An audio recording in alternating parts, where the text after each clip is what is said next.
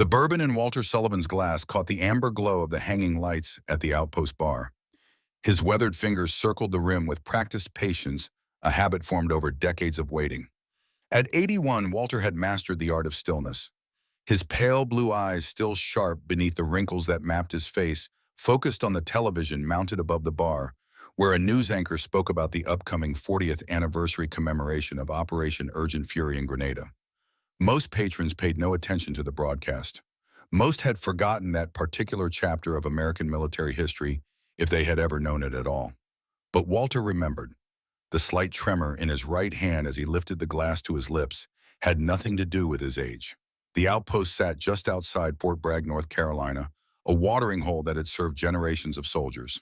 Its wooden walls were adorned with military memorabilia photographs of men in uniform spanning conflicts from World War II to Afghanistan. The scent of whiskey and beer mingled with faint traces of cleaning products and decades of stories told over countless drinks. Walter wore an olive green field jacket despite the mild evening temperature. The fabric had faded with time, but it still held its shape around his thin frame. On the sleeve was a patch so worn that its design was barely discernible, an eagle clutching a sword with the Latin phrase Custos Umbra stitched beneath it. Elena Diaz, the bar's owner for nearly 15 years, placed a fresh napkin beside Walter's glass. "Another one, Walter." Her voice carried the slight musical accent of her Mexican heritage, though she had lived in the States for over 30 years. "Not yet." Walter's voice was a low rumble, quiet but clear. He nodded toward the television. 40 years. Hard to believe. Elena glanced at the screen. "Grenada, right? My cousin was in the army then. Never talked about it much." "Most don't." Walter's eyes remained on the screen as the news segment ended, replaced by weather forecasts and sports scores. Some stories were meant to stay buried, though their ghost never truly rested. The door to the outpost swung open, bringing with it a gust of cool October air, and 5 young men who entered with the unmistakable bearing of soldiers. Their haircuts were regulation short, their civilian clothes unable to disguise the military precision in their movements. They laughed among themselves, radiating the energy and confidence of men who had recently completed training, bodies still humming with adrenaline.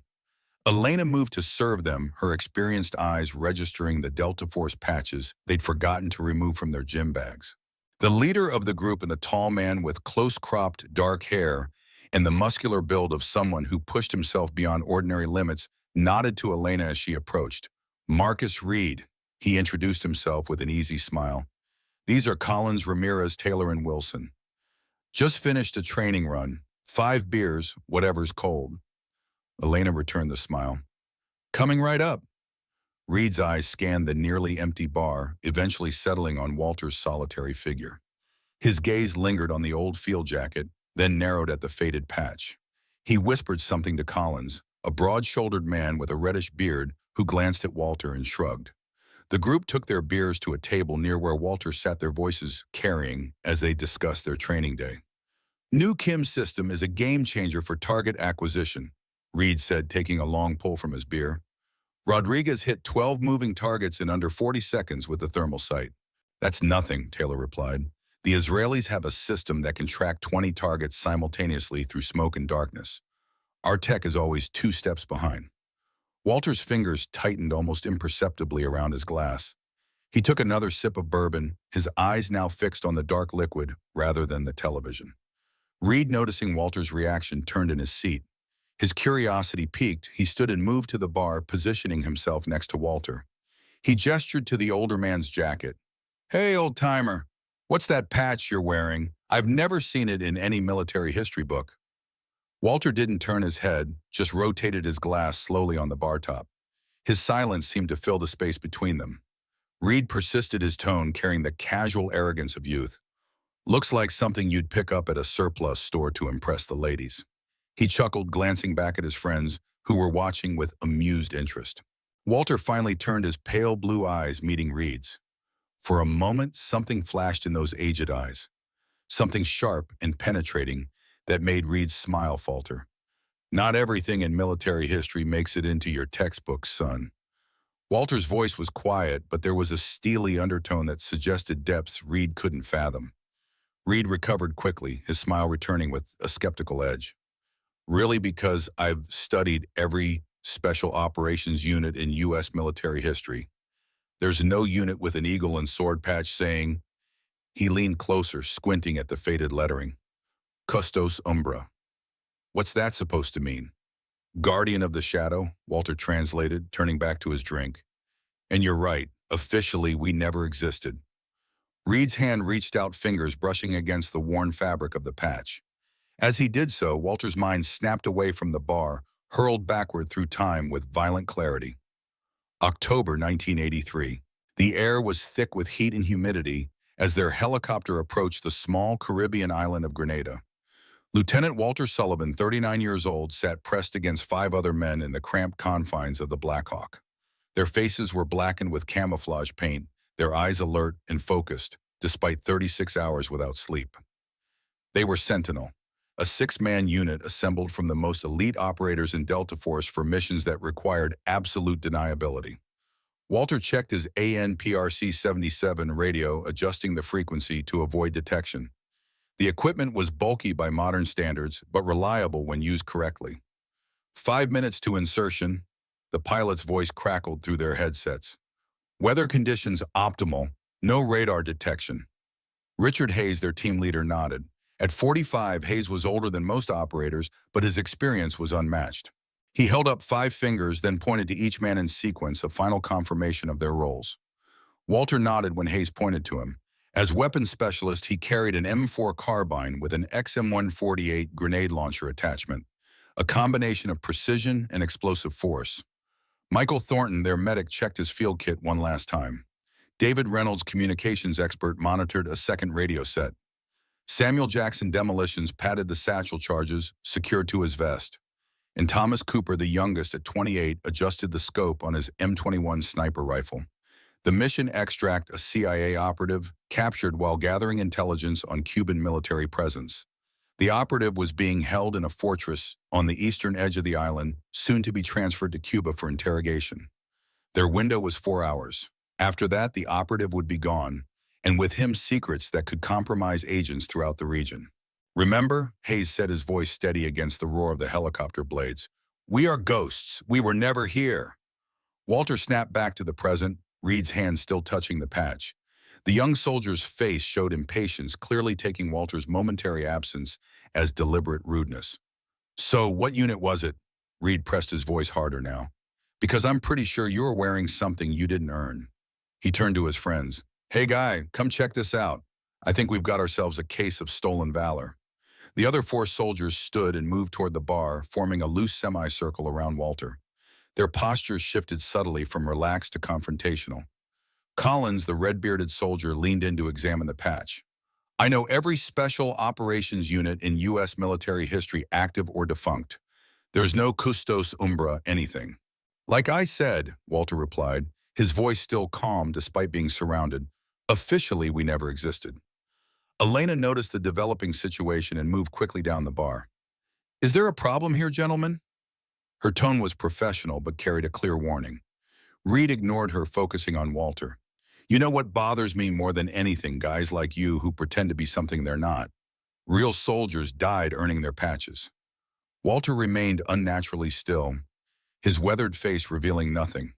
But his mind was elsewhere again, back in the dense jungle of Grenada, moving with his team through terrain that seemed designed to conceal enemies and slow their progress. They had inserted 5 miles from the fortress, choosing stealth over proximity. Hayes led with Cooper, providing rear security. Walter moved in the middle, each step carefully placed to minimize sound. They communicated with hand signals developed specifically for their unit, gestures no other team would recognize. As they approached a clearing, Hayes raised his fist, bringing the team to an immediate halt. Through the dense foliage, they could make out a patrol, 4 soldiers in Cuban uniforms moving along a dirt path. Hayes signaled to Cooper, who nodded and disappeared into the undergrowth. The rest of the team went prone, weapons ready, but not yet targeting the patrol. 30 seconds passed in complete silence. Then almost simultaneously, 2 of the patrolling soldiers dropped. No sound of gunfire. Cooper had used a suppressed rifle from nearly 300 yards away, through dense foliage, hitting both targets with lethal precision. Before the remaining two soldiers could react, Hayes and Walter eliminated them with equally silent efficiency. Reynolds approaches the bodies using the Weaver technique, a method of searching that minimized contact while maximizing information gathering. He found a map that would prove invaluable for navigating the rest of their journey. 5 minutes, then we move, Hayes whispered as they dragged the bodies into the undergrowth. Cooper, rejoin on my signal. Walter's eyes refocused on the bar as Reed snapped his fingers in front of his face. Hey, I'm talking to you, Reed said, his voice rising. What unit were you supposedly with? When did you serve? Or did you just buy that jacket at a thrift store? Walter looked at Reed, then at each of the other young soldiers. Their faces showed varying degrees of suspicion and contempt. They believed they were defending something important, the honor of the uniform and those who had truly sacrificed. He understood their anger, even respected it in a way. But they were mistaken, and their youth made them dangerous in their certainty. The unit was called Sentinel, Walter said finally. We operated from 1907 to 1984. 6 men, all Delta Force operators selected for special assignments. Bullshit, Collins said immediately. I've studied the history of Delta. There's never been a subunit called Sentinel. That's the point, Walter replied. Some operations require absolute deniability. No records, no acknowledgement, no medals. He took a sip of his bourbon. Just the mission. Reed laughed, the sound sharp and dismissive. So convenient. A secret unit no one's ever heard of. No way to verify anything you're saying. Do you know who Thomas Cooper was? Walter asked, his tone unchanged. Reed and his friends exchanged glances, then shook their heads. He was probably the best sniper the U.S. military ever produced. He could hit targets at 2,000 yards in gusty conditions with nothing but a standard M21 rifle. No modern optics, no computer-assisted calculations, just skill and instinct. Reed burst into laughter. Now I know you're full of it. Nobody can make a 2,000-yard shot with an M21. The ballistics don't work. Walter nodded slowly. That's what the instructor said too, until Tom showed them otherwise. The situation was escalating. Elena moved closer, her face tightening with concern. Gentlemen, I think this conversation needs to end. I don't allow harassment in my bar. Reed turned to her, his expression darkening. We're not harassing anyone. We're confronting someone who's disrespecting every man and woman who actually served. It's all right, Elena, Walter said softly. No offense taken. You should be offended, Elena replied, her eyes flashing. And you, she turned to Reed, need to leave my establishment immediately. Reed squared his shoulders, towering over Elena. We're paying customers, and we're not done here. No, Walter interrupted, his voice suddenly carrying an authority that made everyone turn. You're not. But you need to understand something. If you were the soldiers you claim to be, you'd know that respect isn't just about patches or medals. It's about recognizing that you don't know everything and that sometimes the most important things are never written down. The door to the outpost swung open again, and the entire bar fell silent. 3 men entered. 2 were clearly military officers in their dress uniforms, their postures rigid and professional. But it was the man in the center who commanded attention. Major General Robert Harrison, commander of Joint Special Operations Command. His silver hair was cut precisely, his uniform impeccable, his presence filling the room with unspoken authority. Reed and his team immediately snapped to attention, their faces registering shock and mounting apprehension. General Harrison surveyed the room briefly, his eyes passing over the 5 standing soldiers without acknowledgement. Instead, he walked directly to where Walter sat. To everyone's astonishment, he came to attention and rendered a perfect salute. Lieutenant Colonel Sullivan, it is an honor, sir. Walter slowly stood the movement, slightly stiff from his arthritic hip. He returned the salute with surprising precision for a man his age. General Harrison, I didn't expect to see you here. Harrison lowered his hand. When I heard you were in the area, I wanted to pay my respects personally. Your work with Project Cobalt has revolutionized our infiltration techniques. The instructors at the schoolhouse still teach your methods. The 5 young soldiers remained frozen at attention, their faces displaying various stages of confusion and dismay as they processed what they were witnessing. General Harrison, one of the most respected figures in special operations, was saluting the old man they had been harassing moments earlier. Only then did Harrison turn to acknowledge Reed and his team. His expression hardened, his eyes cold. What exactly do you think you're doing? His voice was quiet, but cut through the room like a blade. Reed swallowed hard, his Adam's apple bobbing visibly. Sir, we believe this man was claiming false service, sir. You thought, Harrison repeated each word precisely measured. You are paid to fight to follow orders and to be the most disciplined soldiers on this planet. You are not paid to think in a civilian establishment while harassing a citizen. He stepped closer to Reed, and you certainly are not qualified to pass judgment on this man. Harrison turned, slightly addressing not just the 5 soldiers, but everyone in the bar. His voice took on a different quality, one of reverence and deep respect. You see this man, you see a quiet old man, a frayed jacket, a faded patch. Let me tell you what I see. The bar was utterly silent as Harrison continued. I see the man who held the northern approach at Point Salines during Operation Urgent Fury for 17 hours after the rest of his team was extracted. I see the man who infiltrated 3 denied territories during the Cold War on missions so classified they were officially denied by 2 presidents. I see the man who designed the close-quarters combat techniques that he jabbed a finger toward Reed, were taught in training. Techniques that have saved countless American lives. Harrison's gaze moved to the patch on Walter's jacket. In this patch, you see a fake. I see the symbol of Team Sentinel, the most classified unit in Delta Force history. A unit of ghosts who accomplished the impossible in places they were never supposed to be. He paused, letting the weight of his words settle over the room. Within that unit was a smaller, even more select team tasked with the most dangerous missions of the Cold War. They were called Sentinels. There were only 6 of them. Harrison looked directly at Walter. Isn't that right, Sentinel 2? The name hung in the air. To the civilians in the bar, it meant nothing. But to Reed and his teammates, it was as if Harrison had invoked something mythical.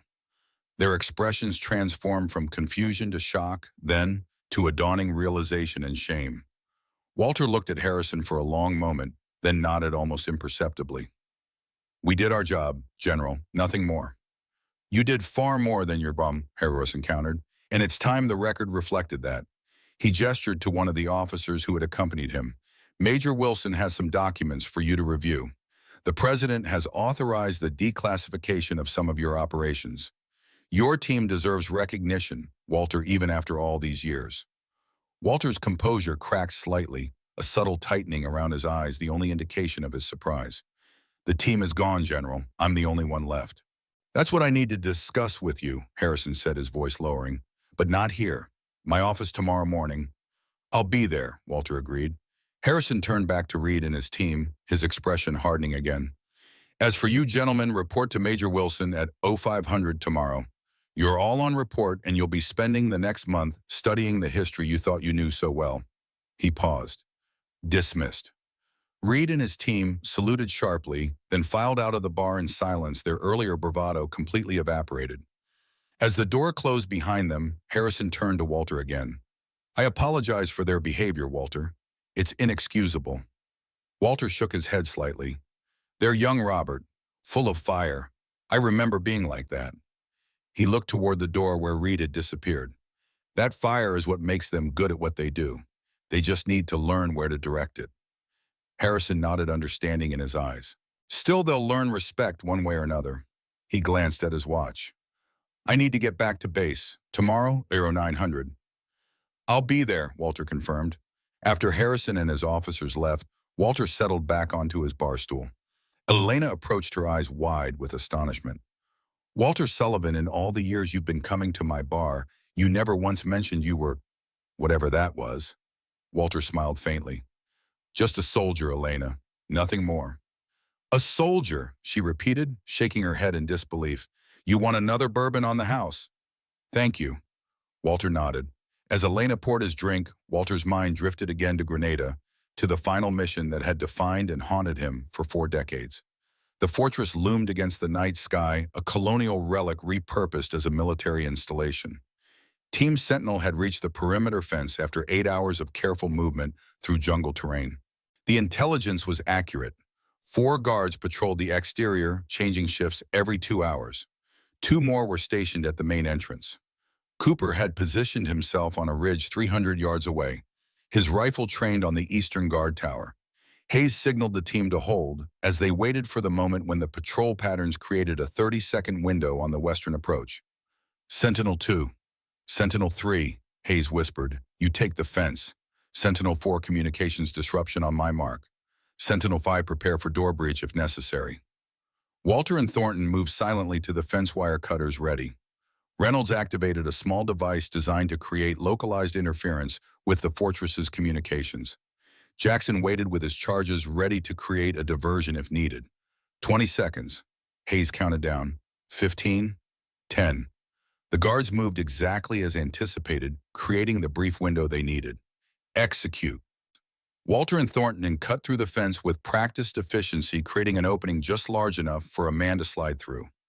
One by one, the team infiltrated the compound using the shadows as cover.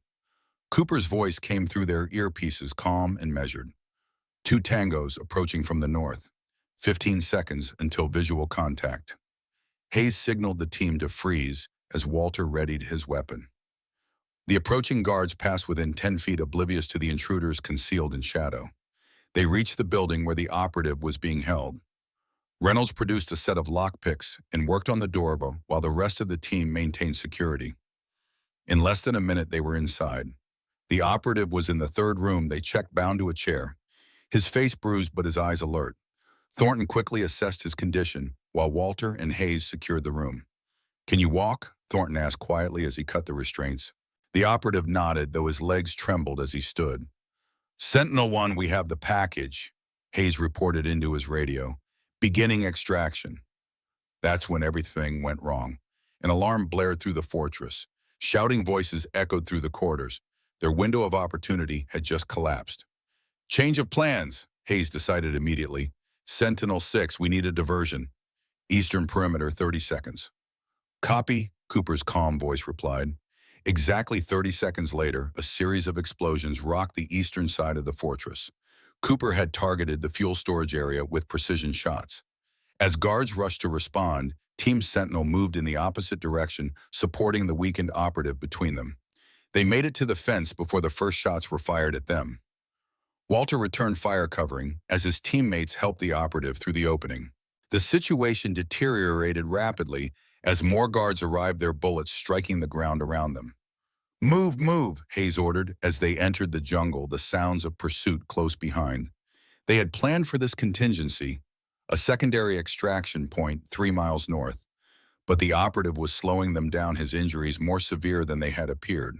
Thornton administered a stimulant to help him keep pace. The team maintained discipline despite the chaos, moving in practice formation through the darkness. Cooper had rejoined them, taking up the rear guard position, his rifle now equipped for closer engagements. 1 mile from the extraction point, they encountered another patrol, a dozen soldiers with dogs. There was no way to avoid contact. Set up a crossfire, Hayes commanded. Sentinel 6, high ground. Sentinel 2 and 3, left flank. Sentinel 4 and 5 with me on the right. We break contact after first engagement and continue to extraction. The ensuing firefight was brief but intense. Team Sentinel struck with coordinated precision, neutralizing half the patrol in the first exchange. But as they prepared to disengage, more forces arrived. They had walked into a trap. Someone had known they were coming. Fall back to position Delta, Hayes ordered. 30 seconds, then smoke. They executed the maneuver perfectly, using smoke grenades to cover their movement to a pre-designated rally point.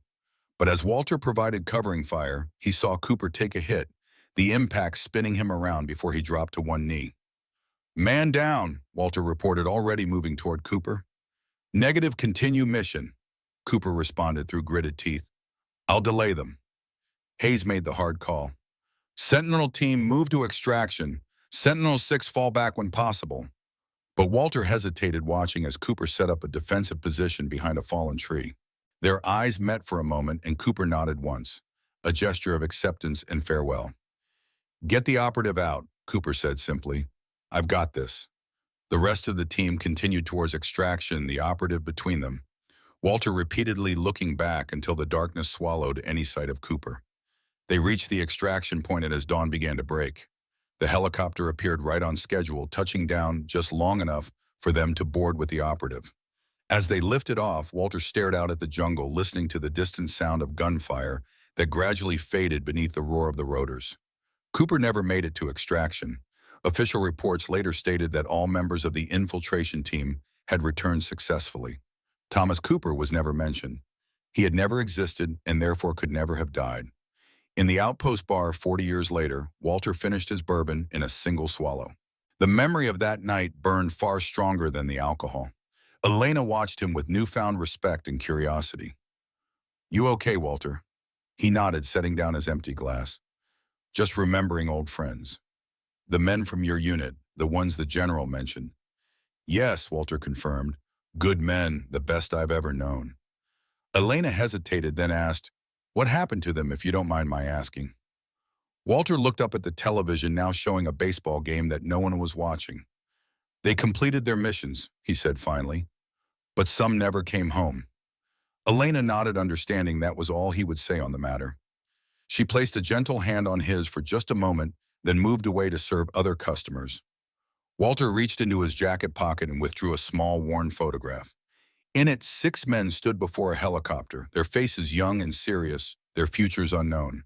He ran his thumb over the image of the youngest man, Thomas Cooper, with his steady eyes and slight smile. Tomorrow he would meet with General Harrison and discover why, after 40 years, the government suddenly wanted to acknowledge Sentinel's existence. But tonight he would sit with his memories and honor promises made long ago in the darkness of a distant jungle. He carefully returned the photo to his pocket next to the second Sentinel patch he had carried since that night, the one Cooper had pressed into his hand before ordering him to leave the one stained with blood that had never quite washed out. "I didn't forget Tom," he whispered to himself. "I never forgot any of you." Morning light filtered through the blinds of Walter Sullivan's modest home on the outskirts of Fayetteville. He stood before the bathroom mirror, methodically shaving with an old-fashioned straight razor, a habit unchanged for 60 years. The face that looked back at him bore the evidence of time, deep lines around his eyes and mouth skin that had weathered countless seasons. Yet his hand remained steady, guiding the blade with precision that belied his 81 years. Walter dressed with military efficiency, choosing a pressed blue button-down shirt and khaki slacks. No tie. Those formalities had ended with his retirement. From the closet shelf, he retrieved a polished wooden box, its surface worn smooth from decades of handling. He placed it on the bed, but didn't open it yet. His breakfast was simple: black coffee and toast. Walter ate standing at the kitchen counter, gazing through the window at his small backyard where autumn had painted the maple tree in brilliant shades of red and gold. The events of the previous night replayed in his mind. General Harrison's appearance had been unexpected, but not entirely surprising.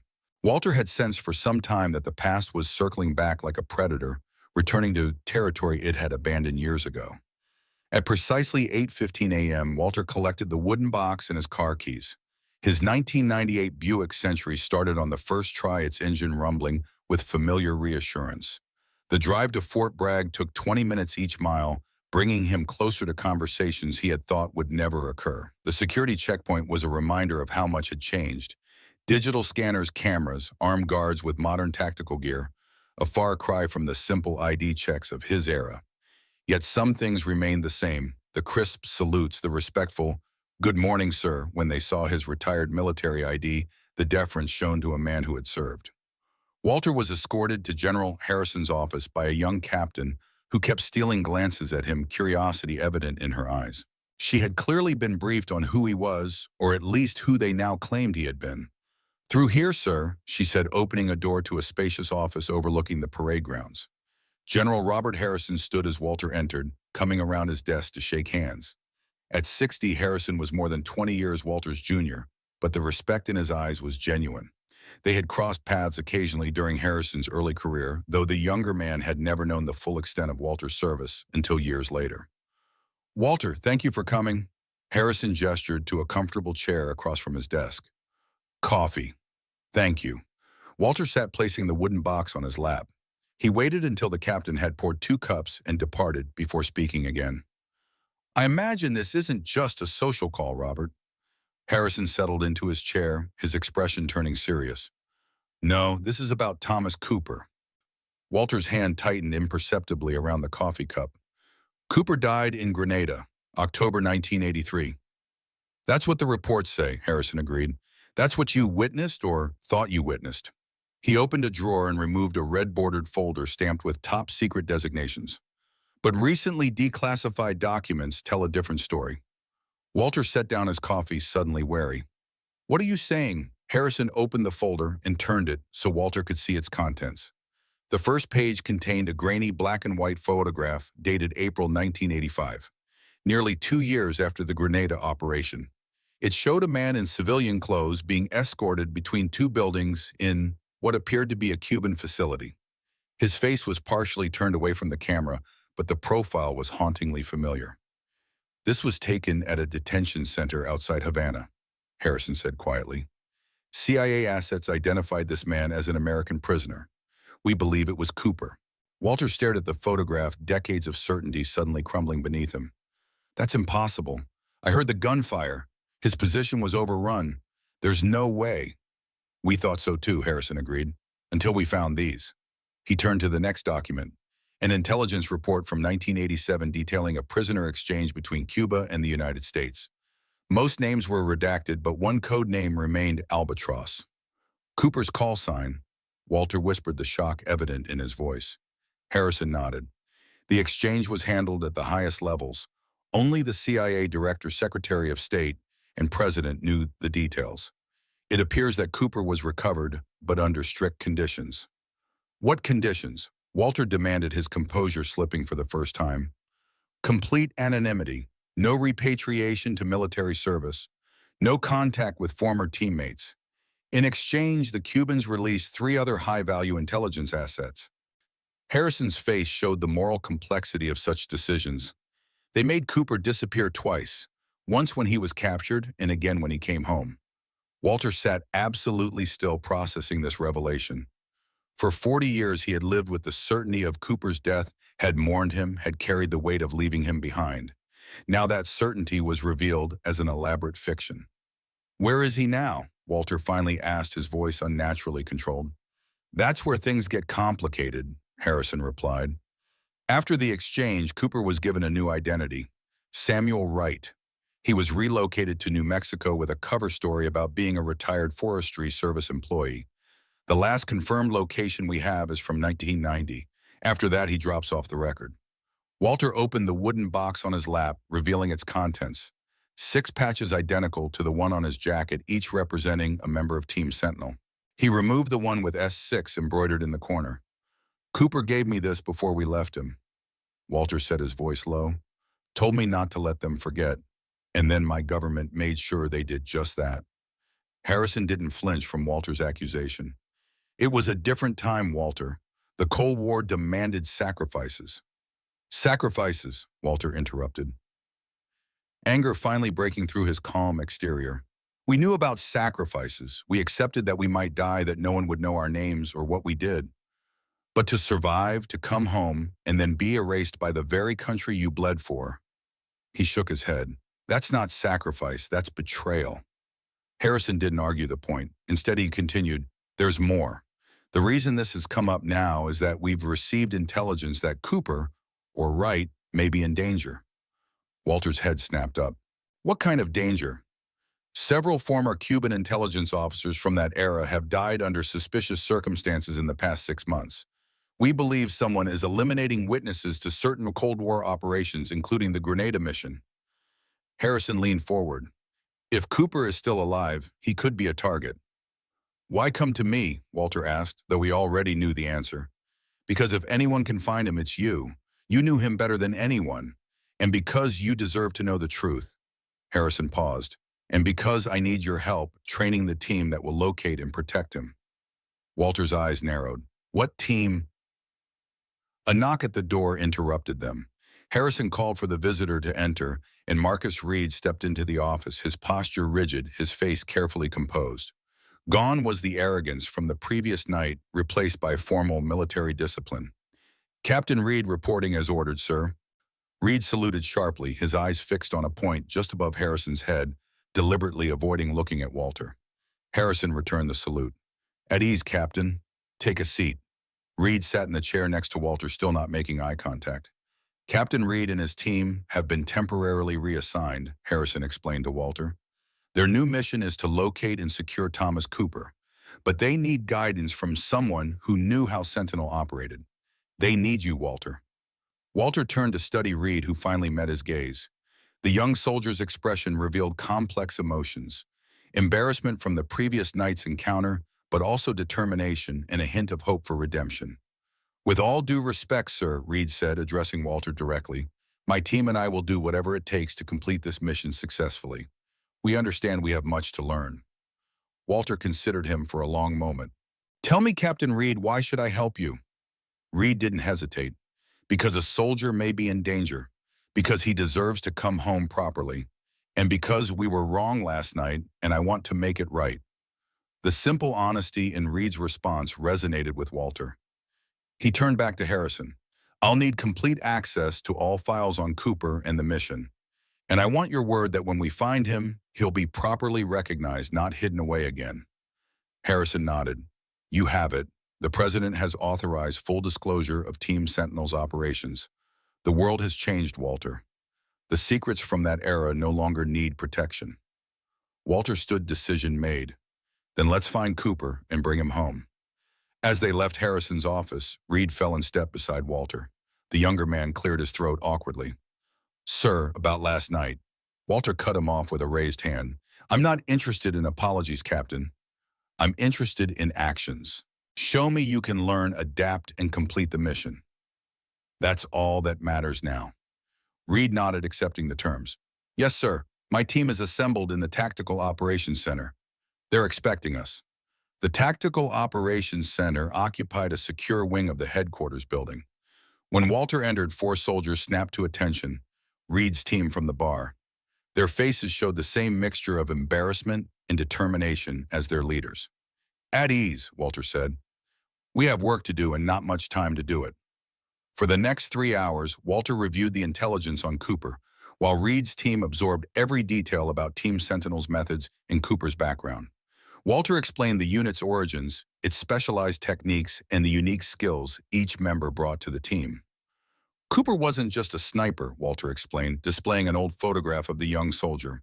He was a natural at reading terrain and human behavior. He could predict enemy movements before they happened, could tell when someone was lying from the smallest change in posture or expression. Like behavioral analysis, asked Ramirez, one of Reed's team members. Not as formal as that, Walter replied. More intuitive. Cooper grew up hunting in the Appalachian Mountains. He understood how living things move through their environment, how to spot patterns others would miss.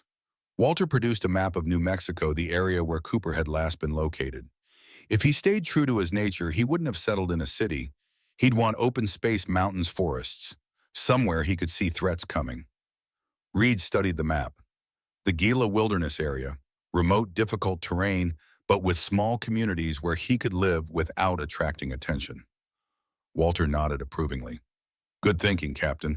That's where I'd start looking. As the team planned their approach, Walter pulled Reed aside. There's something else you should understand about Cooper. If he's been living under a false identity for 40 years, he won't trust easily. He may not want to be found. So how do we approach him? Reed asked. Walter removed Cooper's patch from his pocket, running his thumb over the faded embroidery. We use this. It's a symbol only he would recognize, a connection to his past life. Reed nodded, understanding dawning. A signal that you're the one looking for him, not just some government agents. Exactly. Walter pocketed the patch again. But there's another complication. If someone is targeting former Cuban intelligence officers from that era, they may already be tracking Cooper. We need to find him first. Their planning was interrupted when Harrison returned, accompanied by an intelligence analyst carrying a laptop. The analyst, a young woman with close-cropped hair and intense eyes, set up her computer quickly. We've been monitoring financial and property records in the target area, she explained, bringing up a series of documents on screen. Cross-referencing with the physical description and estimated age, we've identified 3 potential matches for Samuel Wright. She displayed 3 driver's license photos. Men in their late 60s, all with features that could have evolved from the young soldier in the old photographs. The third image made Walter lean forward, his eyes narrowing. That's him, he said with certainty. The eyes are the same. The analyst nodded. Samuel Wright, age 68, lives on a small ranch outside Silver City, New Mexico, Property purchased in 1992. No criminal record, pays his taxes on time, keeps to himself according to local sources. Harrison studied the information. Good work. What's our timeline? The most recent death of a Cuban officer was 3 days ago in Miami, the analyst reported. If the pattern holds, whoever is behind this is moving methodically through a list. We don't know where Cooper ranks on that list. Reed turned to his team. Gear up. Wheels up in 30 minutes. As the soldiers moved to prepare, Harrison drew Walter aside. You understand, I can't officially authorize your participation in the field operation. You're a civilian now. Walter met his gaze steadily. And yet you know I'm going anyway, Harrison sighed. I suspected as much. That's why I've arranged transport for you as a technical advisor. Just remember, Reed is in command of this operation. This isn't 1983, Walter. I'm well aware of that, Robert. Walter's tone made it clear he hadn't forgotten their earlier conversation about betrayal. But Cooper was my teammate. If he's alive, I need to see him. I need to know why he never tried to contact me. There could be many reasons, Harrison said carefully. The terms of his release, threats against former teammates, or maybe he simply wanted to leave that life behind completely. Walter didn't respond to this speculation. Instead, he asked, who do you think is eliminating these former Cuban officers? Harrison's expression darkened. We have theories, but nothing concrete. Could be a rogue element within their own intelligence community cleaning house. Could be another government concerned about old secrets coming to light. Or it could be personal. Someone with a vendetta against those involved in certain operations. Including Grenada, Walter added. Possibly, Harrison agreed. The timing of these deaths corresponds with preparations for the 40th anniversary commemorations. Someone may be tying up loose ends before details become public. Walter considered this. Cooper would know. If he's been living undercover all these years, he would have developed methods to monitor threats. He wouldn't have survived this long otherwise. 30 minutes later, Walter joined Reed's team aboard a military transport aircraft bound for New Mexico. The team had changed into civilian clothes, though their military bearing remained evident. They carried concealed weapons and communications equipment disguised as ordinary consumer electronics. As the aircraft took off, Walter gazed out the window at the sprawling base below. Fort Bragg had been his home during some of the most intense years of his life. Now it looked like a model village growing smaller, with distance, just as the past sometimes seemed to shrink in memory. But as the events of the past 24 hours had proven, the past was never truly distant. It was always there, waiting to resurface when least expected. Reed sat across from Walter, reviewing information on a tablet. Finally, he set it aside and leaned forward. Sir, I'd like to understand something, if you don't mind my asking. Walter raised an eyebrow, inviting the question. The unit, Sentinel. Why were there only 6 of you? Most special operations teams are larger. It was a good question, revealing Reed's genuine interest beyond mere politeness. Walter appreciated that. Mobility and deniability, Walter explained. A small team can move faster, leave less evidence. And if a mission goes wrong, 6 deaths or disappearances attract less attention than 12 or 20. And the motto, Custos Umbra. Who came up with that? Walter's eyes took on a distant look. Richard Hayes, our team leader. He said we operated in the shadow between official operations and deniable actions. We were the guardians of that shadow world, doing what needed to be done without recognition or acknowledgement. Reed nodded slowly. Last night at the bar, when the general called you Sentinel 2, what did that mean? We each had a number based on our role in the unit. Hayes was Sentinel 1, the leader. I was Sentinel 2, weapons specialist. Thornton was 3, our medic. Reynolds was 4, communications. Jackson was 5, demolitions. And Cooper was 6, our eyes. Your sniper, Reed translated. More than that, Walter corrected. Cooper saw things the rest of us missed. Patterns, anomalies, the subtle signs that something wasn't right. He saved our lives countless times by noticing details others would overlook. Reed hesitated, then asked the question that had clearly been troubling him. When you thought Cooper died, how did you handle that, leaving him behind? The question struck close to Walter's core. For decades, he had carried the weight of that decision, to follow orders and leave Cooper to face the enemy alone. The revelation that Cooper might have survived didn't erase the guilt of that moment. You never really handle it, Walter admitted. You carry it every day. You tell yourself it was necessary, that the mission required it. But a part of you always wonders if there was another way. Reed's eyes revealed his own struggles with similar decisions. And now finding out he might be alive after all this time. It changes nothing and everything, Walter said. The choice was still made, but perhaps the consequences weren't what we believed. The conversation paused as turbulence shook the aircraft. When it steadied again, Walter turned the questioning around. What about you, Captain? What led you to Delta Force? Reed seemed surprised by the question, but answered readily. My father served in Desert Storm. He never talked much about his experiences, but I grew up knowing I wanted to serve. After 2 deployments with the Rangers, I applied for Delta selection. And your team, are they all as dedicated as you? A slight smile crossed Reed's face. Even more so in some cases. Collins has the highest marksmanship scores in our unit. Ramirez can speak 4 languages fluently. Taylor is a technology genius, can hack almost any system. And Wilson is our medic, saved my life in Afghanistan when an IED took out our vehicle. Walter nodded, seeing beyond the arrogant behavior of the previous night to the skilled soldiers underneath. Young, confident, perhaps too certain of their abilities, but fundamentally committed to their duty. When we find Cooper, Walter said, you'll need to follow my lead on the approach. He'll be suspicious, possibly armed, and very dangerous if he feels threatened. Understood, Reed agreed. We'll maintain perimeter security and let you make initial contact. 4 hours later, their plane touched down at a small airfield outside Las Cruces. 2 unmarked SUVs waited on the tarmac. Reed's team efficiently transferred their equipment while Walter studied a detailed map of the area surrounding Silver City. The drive took nearly 3 hours, winding through increasingly remote landscapes. Mountains rose in the distance, their slopes covered with pine forests. The autumn air was crisp and clear, the sky a deeper blue than in North Carolina. They established a temporary base at a motel on the outskirts of Silver City, maintaining a low profile while finalizing their approach.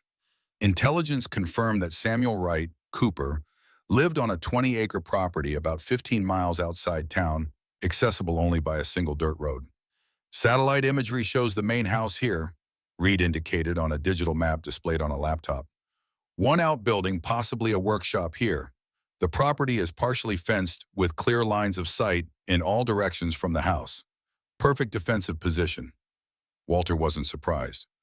Cooper would have chosen it for exactly that reason. Any signs of surveillance or security systems?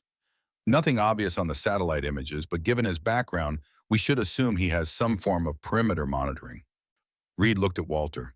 How do you want to handle this? Walter considered their options.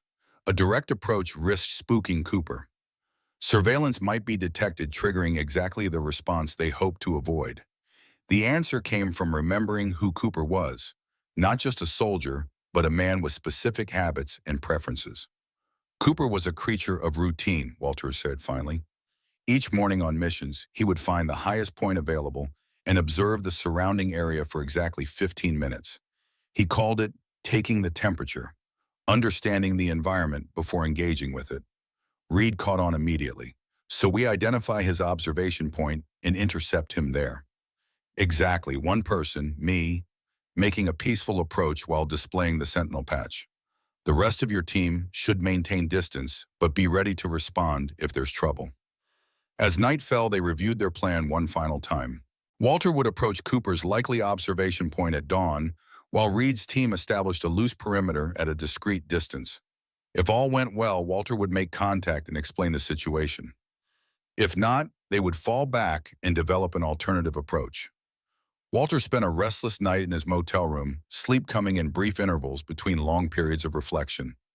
The prospect of seeing Cooper again after 40 years filled him with conflicting emotions: hope, anxiety, lingering anger at the deception, and beneath it all, a profound sense of unfinished business. He rose before dawn and dressed warmly against the mountain chill. In his pocket, he carried Cooper's original sentinel patch, the one given to him that night in Grenada. It had never left his possession in all the intervening years. Reed met him in the parking lot, already prepared with the rest of his team. Sir, are you sure you want to make this approach alone? Cooper might be unstable after all these years in isolation. He won't harm me, Walter said with certainty. Cooper would recognize me before I'd even identify myself. That was his gift. The drive to Cooper's property took 30 minutes in the pre-dawn darkness. They parked their vehicles concealed from the main road and proceeded on foot. Walter had identified a rocky outcropping on the eastern edge of Cooper's property as the most likely observation point. It offered a commanding view of the surrounding valley and the approach road to his house. Reed and his team took positions at strategic intervals, maintaining communication via secure earpieces. Walter continued alone, hiking steadily up the rocky slope as the first hints of dawn lightened the eastern sky. He reached the outcropping just as the sun's edge appeared on the horizon. The view was breathtaking. Miles of wilderness spread out below, mountains rising in the distance. The small cluster of buildings that constituted Cooper's ranch nestled in a protective bowl of land. Walter settled on a flat rock and waited, watching the golden light of dawn spread across the landscape. Birds began their morning songs, and a gentle breeze stirred the pine trees surrounding the outcropping. Then he heard it, the soft, deliberate footfall of someone who knew how to move quietly through rough terrain. Walter didn't turn or reach for a weapon. He simply waited, his hands open and visible on his knees. "You're sitting in my spot," a gravelly voice said from behind him. "And you're about 40 years late for our rendezvous, Walt." Walter turned slowly, his heart pounding with a rhythm he hadn't felt in decades. Thomas Cooper stood 10 feet away, a hunting rifle held casually in the crook of his arm. At 68, Cooper was leaner than Walter remembered, his once dark hair now completely silver, his face weathered by sun and wind, but the eyes remained unchanged, alert, observant, missing nothing. "Tom," Walter's voice barely carried on the morning breeze, "they told me you were dead." Cooper's expression revealed nothing as he studied Walter, taking in the changes 4 decades had wrought. "They told me the same about you. All of you." He nodded toward the horizon. "Beautiful sunrise. I've watched it from this spot almost every morning for 30 years. Walter stood carefully, mindful of his arthritic hip and Cooper's vigilance. "Mind if I join you?" Cooper considered this, then gestured to the flat rock where Walter had been sitting. They settled side by side, 2 old soldiers watching the dawn paint the New Mexico landscape in gold and amber. The silence between them was heavy with unspoken questions, accusations, and shared history. Finally, Cooper spoke. "How did you find me? General Harrison intelligence reports. A photograph from Cuba." Walter reached into his pocket and withdrew the faded sentinel patch. "And this?" Cooper stared at the patch, recognition and memory flickering across his weathered features. He reached out with calloused fingers, touched the fabric briefly, then withdrew his hand as if burned. "You kept it all these years." "You asked me not to let them forget," Walter replied. "I didn't." Cooper nodded, his gaze returning to the sunrise. "And now what? After 40 years, the government suddenly remembers I exist." Why, but Walter explained about the deaths of former Cuban intelligence officers, the declassification of Sentinel operations, the potential threat. Cooper listened without interruption, his expression unreadable, though Walter noticed his grip on the rifle tightening slightly. "So they think someone's cleaning house," Cooper said when Walter finished. "And I might be on the list." "Yes." And Cooper smiled thinly. "I've been expecting something like this for years. That's why I chose this place. One road and clear sight lines, multiple escape routes." He glanced at Walter. "But I never expected you to be the one coming for me." "I'm not coming for you," Walter clarified. "I'm here to warn you, to offer protection." "Protection." Cooper's tone made the word sound hollow. "From the same government that left me to rot in a Cuban prison for 5 years, then forced me into exile with a false identity when they finally traded for me." The bitterness in his voice confirmed what Walter had suspected. Cooper's resentment ran deep. Walter didn't try to defend the indefensible. "I didn't know, Tom. None of us did. They told us you died a hero." Cooper was silent for a long moment. "Maybe it would have been better if I had." "Don't say that," Walter's voice hardened. "What happened to you was wrong, but you survived. That counts for something." Cooper shrugged, the gesture containing decades of resignation. "Survived, existed. Not much of a life when you can't be who you really are." He turned to face Walter fully. "Did you bring anyone with you?" Walter knew better than to lie to Cooper. "Yes, a team led by Captain Marcus Reed, Delta Force. They're maintaining perimeter security while I make contact." Cooper nodded, unsurprised. "I counted 5 heat signatures when I scanned the approach. Their positions suggest standard Delta containment protocol." A ghost of a smile crossed his face. Some things never change. Walter felt a familiar chill. Cooper had always possessed an uncanny situational awareness. Even in his 60s, that ability apparently hadn't diminished. They're here to help Tom. Are they? Cooper didn't seem convinced. Or are they here to silence another loose end before the anniversary celebrations? Walter shook his head firmly. If that were the case, they wouldn't have sent me. Harrison has authorized full disclosure of Sentinel operations. The president signed off on it personally. Cooper considered this. Bring your team in, slowly, one at a time. I want to see them. Walter touched his earpiece. Reed, this is Sullivan. Cooper is with me. Approach one at a time, weapons visible but lowered. He's cautious, but cooperative.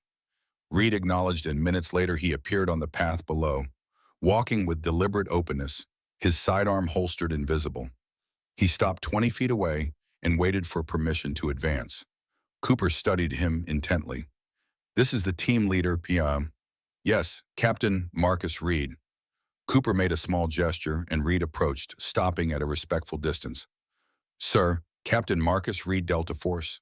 We're here to ensure your safety. Cooper's eyes narrowed as he assessed Reed. You're younger than I expected for a captain in Delta. Fast-tracked. Reed nodded. Yes, sir. 2 tours with Rangers before Delta selection. Combat experience. Afghanistan and Syria, sir. Cooper seemed to find what he was looking for in Reed's direct answers and bearing. He nodded once. Bring in the rest of your team. Then we'll talk at my house. One by one, Reed's team members appeared and introduced themselves. Cooper evaluated each with the same penetrating gaze, asking pointed questions about their training and experience. Walter recognized this ritual from their Sentinel days. Cooper's way of taking the measure of people who might hold his life in their hands. When the introductions were complete, Cooper led them down a hidden trail to his property. The ranch was modest but meticulously maintained.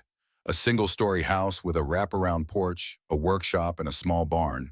Solar panels on the roof and a wind turbine suggested Cooper preferred self-sufficiency. A well-tended vegetable garden occupied one side of the yard. Inside the house was spartanly furnished but comfortable. Bookshelves lined the walls filled with volumes on history, military strategy, wilderness survival, and surprisingly poetry. A worn copy of Tennyson's works occupied a prominent position. Sentinel was based on Tennyson's The Eagle, Cooper explained, noticing Walter's interest in the book. He clasped the crag with crooked hands close to the sun in lonely lands. Hayes always said we were the eagles watching from above, striking when necessary.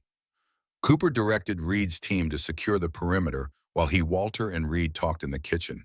He moved with the easy efficiency of a man comfortable in his environment, brewing coffee with the same precision he had once applied to fieldcraft. So, Cooper said as they settled around the kitchen table, tell me about these killings. Reed pulled out a tablet and displayed photographs and information about the deceased Cuban officers. 6 deaths in the past 4 months, all former intelligence officers who served during the late Cold War period, all with connections to operations involving American prisoners or defectors. Cooper studied the faces, recognition flickering in his eyes. This one, he pointed to the third photograph, Ortiz. He was one of my interrogators in Havana. Not the worst, but not gentle either. He continued examining the information. The pattern suggests professional work. Clean kills, minimal evidence. The targets were under surveillance before being eliminated. Our assessment, exactly, Reed confirmed. Whoever is doing this has training and resources. Cooper leaned back in his chair, cradling his coffee mug. And you believe I'm on their list because of my connection to these officers? It's a reasonable assumption, Walter interjected. You were a high-value prisoner. Anyone cleaning up loose ends from that era would consider you significant. Cooper nodded slowly. I've maintained surveillance systems around this property for decades. Nothing unusual in the past few weeks, but that doesn't mean they haven't found me. He looked at Reed. What's your protection plan, Captain? Reed outlined their options. Relocate Cooper to a secure military facility, establish a defensive perimeter at the ranch, or use Cooper as bait in a controlled operation to identify and neutralize the threat. Each had advantages and risks. Cooper listened attentively, then shook his head. I'm not leaving my home, and I'm not hiding in some government facility trading one form of exile for another. The threat is real, Tom, Walter reminded him. I've lived with threats for 40 years, Cooper replied evenly, but I'll cooperate with perimeter security. And if these people come for me, I'd rather face them here on ground. I know with support I can see. He turned to Reed. What resources do you have?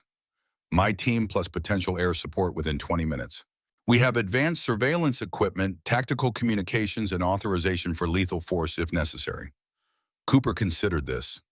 Not bad, but if these are the professionals I think they are, they'll have similar capabilities. Walter watched this exchange with mixed emotions.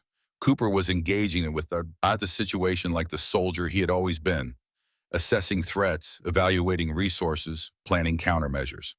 Despite decades of civilian life, his military mind remained sharp. Yet beneath this familiar competence, Walter sensed a profound weariness, a man who had spent too long looking over his shoulder. Tom, Walter said quietly, there's something else we need to discuss. After this is over, after the threat is neutralized, the government wants to officially acknowledge Team Sentinel. That includes you. Cooper's expression hardened. Why now? After 40 years of denials and silence. Times have changed, Reed offered. Many Cold War operations have been declassified. The political sensitivity isn't what it was. And, Walter added, it's the right thing to do. Hayes, Thornton, Reynolds, Jackson. They all died believing their service would never be recognized. You and I are the only ones left to tell their story. Cooper stared into his coffee, conflict evident on his face. I built a life here, Walt, a quiet life. Samuel Wright has no history before 1905. People ask questions sometimes, but they respect privacy in these parts. He looked up. If my real identity becomes public, everything changes. We can provide security, sir, Reed assured him, and you deserve recognition. The president wants to award you the Medal of Honor for your actions in Grenada. A harsh laugh escaped Cooper. A medal, 40 years later, that's supposed to make up for everything. Walter understood Cooper's bitterness. No recognition could restore the decades lost to a false identity, the connections severed, the life unlived. But perhaps it could provide something else. Closure legacy, the truth finally acknowledged. It's not about making up for anything, Walter said. It's about setting the record straight. For history, for the families of our teammates, for us. Cooper didn't respond immediately. Instead, he rose and moved to a cabinet in the corner. From it, he withdrew a wooden box similar to Walter's, though weathered differently. Inside were mementos from a previous life, photographs, documents, a weathered compass, and nestled among them a sentinel patch identical to the one Walter had carried all these years. They let me keep this, Cooper explained. Don't know why. Maybe they thought it would be meaningless to anyone else. He ran a finger over the faded emblem. I look at it sometimes and wonder if any of it was real. If Sentinel ever actually existed, or if I imagined it all. It was real, Walter assured him. We were real. Cooper replaced the items carefully, a ritual performed countless times over the decades. Let me think about it. For now, let's focus on the immediate threat. For the next several hours, they worked with Reed's team to enhance the property's security. Cooper revealed sophisticated surveillance systems he had installed over the years. Motion sensors, hidden cameras, pressure plates on the access road. Reed's team supplemented these with their own equipment, establishing a layered defensive perimeter that would alert them to any approach. As evening approached, Walter found Cooper alone on the porch watching the sunset paint the same mountains that had glowed at dawn. The symmetry wasn't lost on Walter. A day that began with one reunion might end with another, though of a very different nature. Beautiful place you've made here, Walter observed, settling into a chair beside Cooper. It serves its purpose, Cooper replied. Isolation has its advantages when you're living someone else's life. Walter studied his old friend's profile in the fading light. Have you been happy, Tom, these past 40 years? Cooper considered the question with the same deliberation he once gave to calculating wind speed for a difficult shot. Content, maybe, not happy. Hard to be happy when you can't tell the truth about who you are, where you've been. He turned to Walter. What about you? After Sentinel was disbanded. I stayed in until 95, retired as a colonel, married Eleanor from intelligence analysis. You remember her? Cooper nodded. Brunette, sharp mind, always called us out when our reports were too vague. That's her. We had 20 good years before cancer took her in 2015. Walter's voice softened at the memory. No children but a good life. Quiet. I never married, Cooper said. Came close once about 15 years ago. Local widow named Sarah. But I couldn't do it. Too many secrets. Too many lies about my past. His expression turned distant. Hard to build a life on a foundation of fiction. They sat in companionable silence as darkness settled over the mountains. Stars appeared brilliant in the clear New Mexico sky, untouched by city lights. Remember that night in Guatemala, Cooper asked suddenly, when we had to navigate by stars because the equipment failed? Walter smiled at the memory. Hayes was furious, said we were reverting to Stone Age tactics. But we made it to the extraction point on time, Cooper finished. Some skills never become obsolete. The moment of nostalgia was interrupted by Reed's approach. Perimeter is secure, sir. We've established monitoring rotations for the night. Cooper nodded approvingly. Good work, Captain. Any unusual activity? Nothing so far, but if someone is tracking you, our arrival may have altered their timeline. Reed hesitated, then added, we should be prepared for accelerated action. I agree, Cooper said, rising from his chair. They'll either retreat to reassess or press forward while they perceive an advantage. My money's on the latter. Inside, they reviewed the security measures one final time before settling in for the night. Cooper insisted on maintaining his normal routines. Any deviation might alert potential observers that something had changed. Walter was assigned a guest room while Reed's team established positions throughout the property. Despite the comfortable bed sleep eluded Walter, his mind raced with the day's revelations, the shock of finding Cooper alive, the bitterness his old friend carried after decades of enforced anonymity. Around 2 a.m., Walter gave up on sleep and moved quietly to the kitchen for water. He found Cooper already there, seated at the table with a steaming mug, staring into the darkness beyond the window. Some habits never change, Walter observed, pouring himself a glass of water. You always did patrol at night. Cooper's lips curved in the ghost of a smile.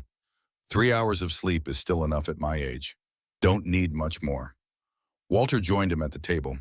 Tomorrow's the anniversary, you know. 40 years exactly since Grenada. Cooper nodded. I keep track. Every year, same date. What happened after we left, Tom? How did you survive?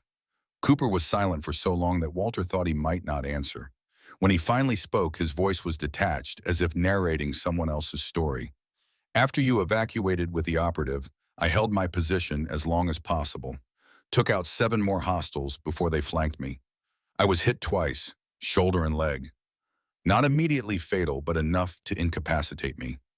His fingers unconsciously touched his right shoulder. They found me unconscious from blood loss. Should have executed me on the spot, but someone recognized potential intelligence value. He sipped his tea before continuing.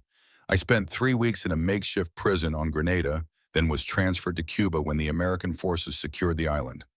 5 years in a facility outside Havana. Interrogation, isolation, occasional torture when they thought I was holding back information. Walter's hands tightened around his glass. God, Tom, I'm so sorry. Cooper shook his head. Not your fault. You followed orders, completed the mission. Exactly what we were trained to do. He paused. I never broke Walt. Never gave them anything beyond name rank and service number. I believe it, Walter said with a conviction. You were always the strongest of us. A shadow of pain crossed Cooper's face. Not strength, stubbornness, and maybe a little insanity after a while. When you've lost everything, identity, freedom, future, there's a strange power in refusing to surrender the only thing you have left, your integrity. He continued his story, describing the prisoner exchange in 1985, the debriefing by CIA officials, the ultimatum presented to him, a new identity, and permanent silence about his captivity or prosecution for alleged security breaches during his imprisonment. It was no choice at all, Cooper concluded. They had decided I was a liability either way. Too much knowledge, too many connections to operations they wanted buried. Samuel Wright was born and Thomas Cooper effectively died a second time. Walter absorbed this grim narrative, anger building at the injustice. They should have told us. We had a right to know you were alive. Perhaps, Cooper acknowledged, but that wasn't how the game was played back then. Assets were protected or eliminated as necessary. I was lucky. They chose protection with conditions. Walter considered all that Cooper had endured. Capture, imprisonment, forced exile from his own identity. Yet here he sat still alert, still fighting in his own way. The resilience was humbling. "When this is over," Walter said with sudden determination, "we're going to set the record straight. All of it. Team Sentinel, your capture, the government's deception, everything." Cooper studied him thoughtfully. Even if it embarrasses powerful people, even if it challenges the heroic narrative they've constructed about their Cold War victories. "Especially then," Walter insisted. "Truth matters, Tom. Maybe not to politicians or intelligence directors, but to the men who served, to the families who never knew what happened to their sons and husbands, to history." A subtle change came over Cooper's expression, something softening around his eyes. "You always were the idealist of the team, Walt. Even in the shadows, you believed in principles." Before Walter could respond, a soft tone sounded from a device on Cooper's belt. His entire demeanor shifted instantly, the reminiscing veteran replaced by the vigilant operator. "Perimeter alert," Cooper said tersely, moving to a laptop on the counter. "Western approach 200 meters out." Walter was already on his feet. "I'll alert Reed." Within minutes, the house transformed into a command center. Reed and his team converged in the kitchen, checking weapons and communications. Cooper displayed the property's surveillance feed on multiple screens, revealing heat signatures moving through the darkness toward the ranch. "I count 8 individuals," Cooper reported, his voice clinical and detached. "Standard tactical formation, professional approach." Reed studied the display. "Coming in silent, no vehicles. They're good." "Options?" Walter asked. Reed considered the tactical situation. "We're outnumbered but have superior position and advance warning. I recommend we maintain defensive posture. Let them come to us on our terms." Cooper nodded in agreement. "My property is rigged with defensive measures. We can channel them into killing zones if necessary." The calm professionalism of both men reminded Walter of countless mission briefings from decades past. Despite the years and circumstances, some instincts never faded. "Team positions," Reed ordered. "Collins, northeast corner. Ramirez, south window. Taylor, west approach. Wilson, secure our exit route through the workshop." He turned to Cooper. "Sir, I recommend you and Colonel Sullivan move to the secure room you showed us earlier." Cooper's expression hardened.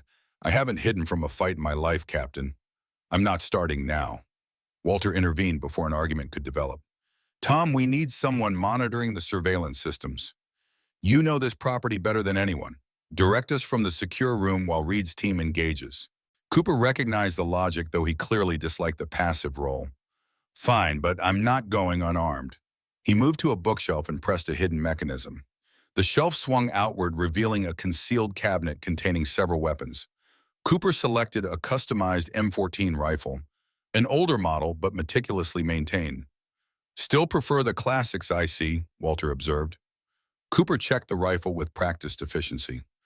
Reliable, accurate, doesn't jam in dust storms or freezing conditions. He offered Walter a Beretta 92 pistol. "Just in case."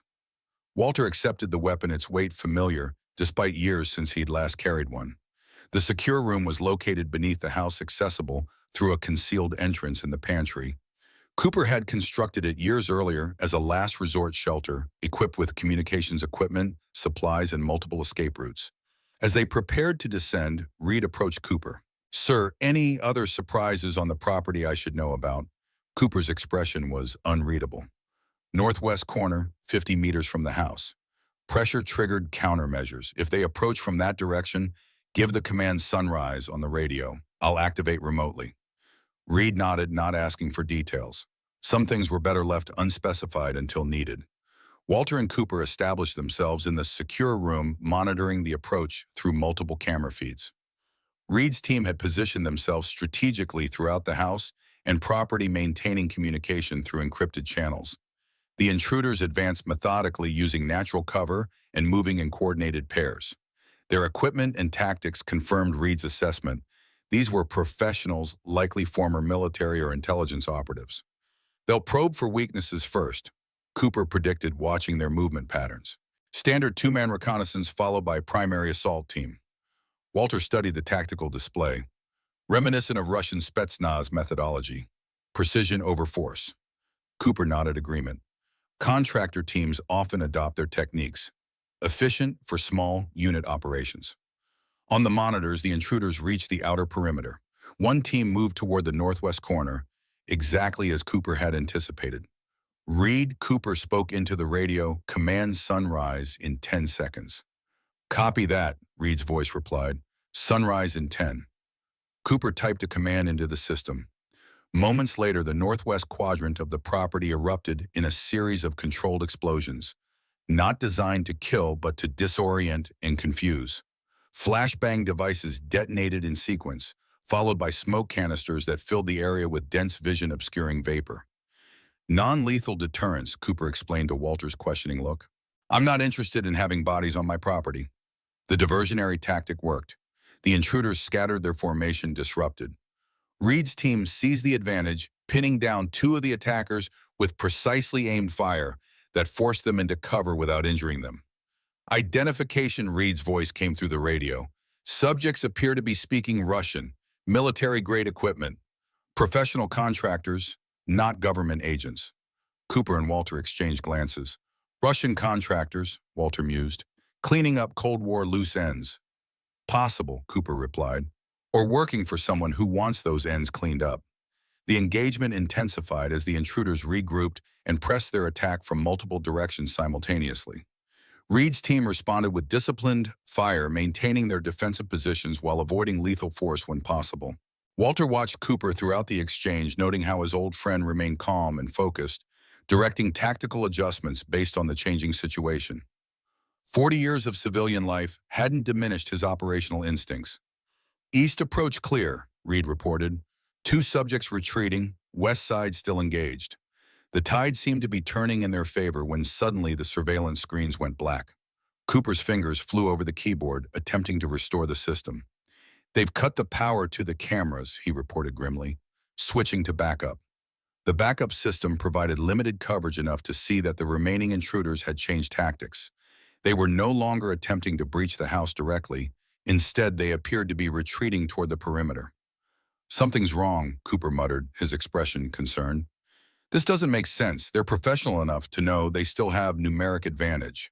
Walter felt it too, the instinctive sense that the situation had shifted in some fundamental way. "Unless this was never about eliminating you." Cooper's eyes widened with sudden understanding. "It was reconnaissance, testing our defenses, identifying our capabilities." He turned to Walter. "They were never planning to take me tonight. They were gathering intelligence for the real attempt."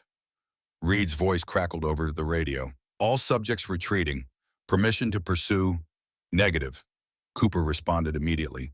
"Maintain defensive positions. This isn't over." For the next hour, they monitored the perimeter as the intruders disappeared into the surrounding wilderness. Reed's team secured the property, checking for planted devices or remaining threats. None were found.